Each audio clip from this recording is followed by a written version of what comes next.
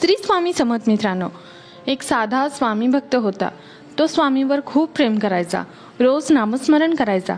पण त्याच्या मनात एक गोष्ट सतत टोचत होत राहायची की तो सतत मांसाहार करायचा आणि त्यामुळे त्याला कदाचित वाटायचं की स्वामी त्याला स्वीकारणार नाहीत. गावात अनेक लोक वेगवेगळ्या गोष्टी सांगायचे. काही लोक म्हणायचे की सेवा करायची असेल तर सर्व नियम पाळावे, तर काही म्हणायचे श्रद्धा महत्त्वाची. पण त्या भक्ताच्या मनात सतत अपराधीपणा होता. तो जेव्हा स्वामींच्या फोटोसमोर बसायचा तेव्हा एकीकडे शांतता मिळायची, पण दुसरीकडे मनात प्रश्न उठायचा की मी योग्य आहे का? मी मांसाहार करून सुद्धा स्वामी सेवा करू शकतो का? एक दिवस तो मंदिरात गेला. लोक निघून गेल्यावर तो एकटाच मंदिरात शांतपणे बसला. आपोआपच डोळ्यात पाणी आले. म्हणाला, स्वामी महाराज, मी जर चुकत असेल तर मला मार्ग दाखवा. त्या क्षणी त्याला मंदिरात एक वेगळी शांतता जाणवली.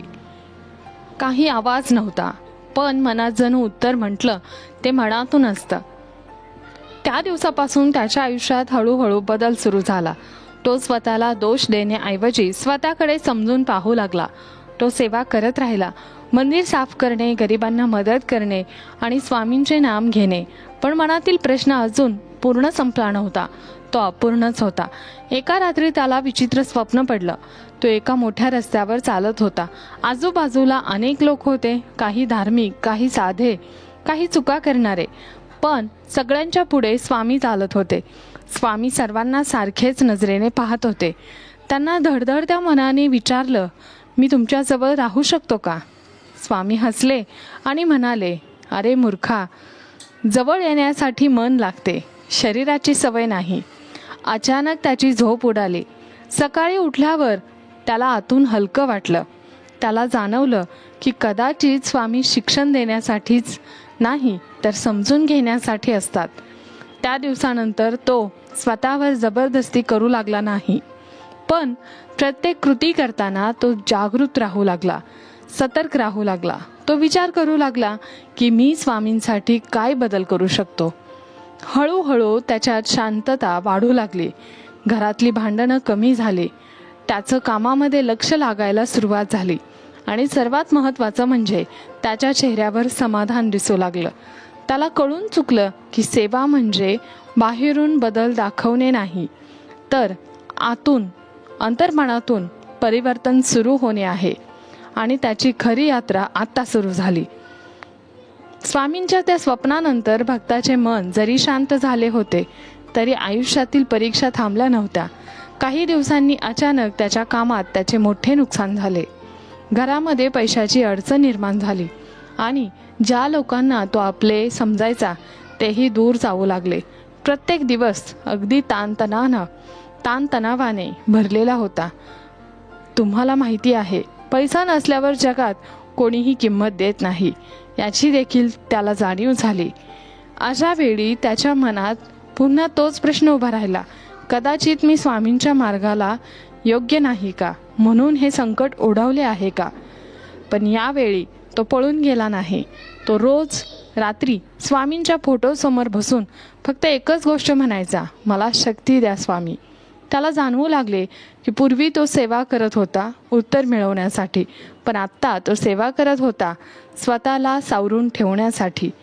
एकदा तो खूप निराश होऊन रस्त्यावर चालत होता. मनामध्ये काळजी, डोळ्यात पाणी.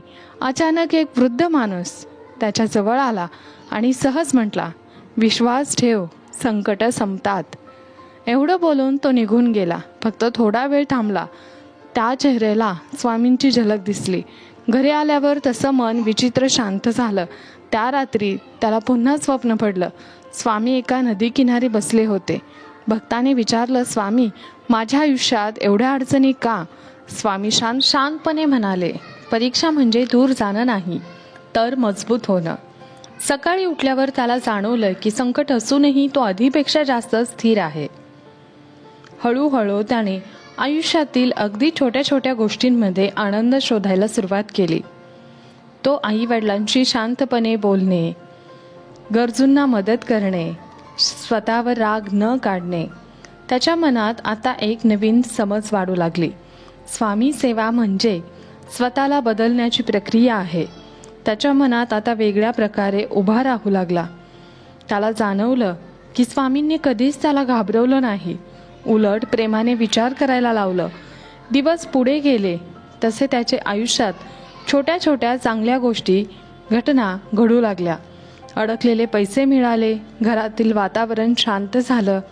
सगळ्यात महत्त्वाचं म्हणजे त्याच्या मनातील भीती कमी होऊ लागले. स्वामी बाहेर नाहीत, त्या आपल्या विचारांमध्ये आपल्या निर्णयांमध्ये आहेत. आणि ज्या दिवशी त्यांनी हे स्वीकारलं त्या दिवशी त्याला आपण पहिल्यांदा खरी शांतता मिळाली. त्याच्या श्रद्धेला पूर्णपणे बदलून टाकणार होता. जसा जसा काळ पुढे जात होता भक्ताची श्रद्धा वाढत होती. पण एक दिवस अशी घटना घडली, त्याच्या आयुष्याचा संपूर्ण दृष्टिकोन बदलला.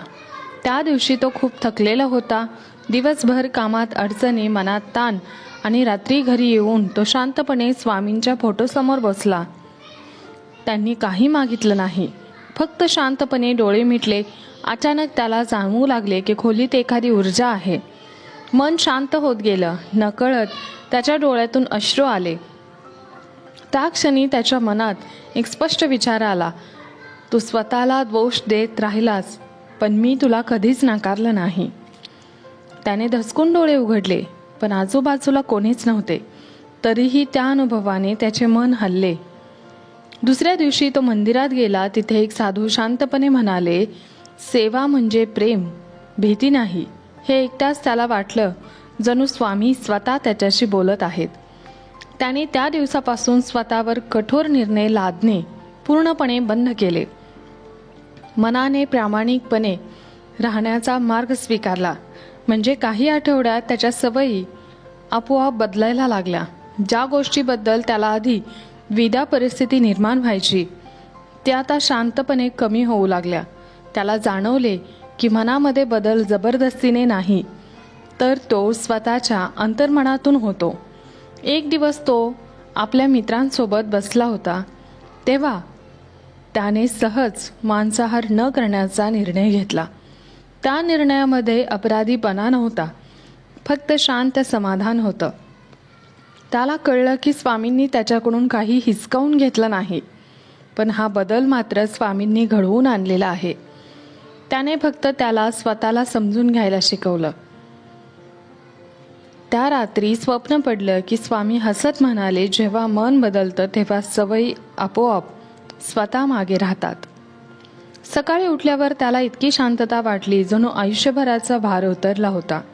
आता तो इतरांना सुद्धा सांगू लागला की स्वामी सेवा करण्यासाठी परिपूर्ण असणे गरजेचे नाही. अपूर्ण माणूसच स्वामी सेवेतून पूर्णत्वाकडे जातो. त्याने अनुभवलं की स्वामींची खरी कृपा म्हणजे माणसाला हळूहळू योग्य दिशेला नेणे. त्या दिवसानंतर त्याच्या आयुष्यातील प्रत्येक अडचण त्याला घाबरवत नव्हती, कारण त्याला खात्री होती की स्वामी त्याच्या सोबत आहेत. आणि त्याच्या मनात आता एकच भावना उरली होती, ती म्हणजे स्वामींच्या प्रती फक्त आणि फक्त कृतज्ञता. भक्तांनो, स्वामी सेवा ही करताना नियमापेक्षा पण जास्त विश्वास आणि श्रद्धेची गरज असते. मन जर शुद्ध असेल तर स्वामी नेहमी आपली सोबत राहतात. हा माहितीपूर्ण व्हिडिओ आणि कथा तुम्हाला जर आवडली असेल तर नक्की लाईक, शेअर आणि चॅनलवर नवीन असाल तर सबस्क्राईब करा. तसेच कमेंट करा. संपूर्ण व्हिडिओ पाहिल्याबद्दल आभार.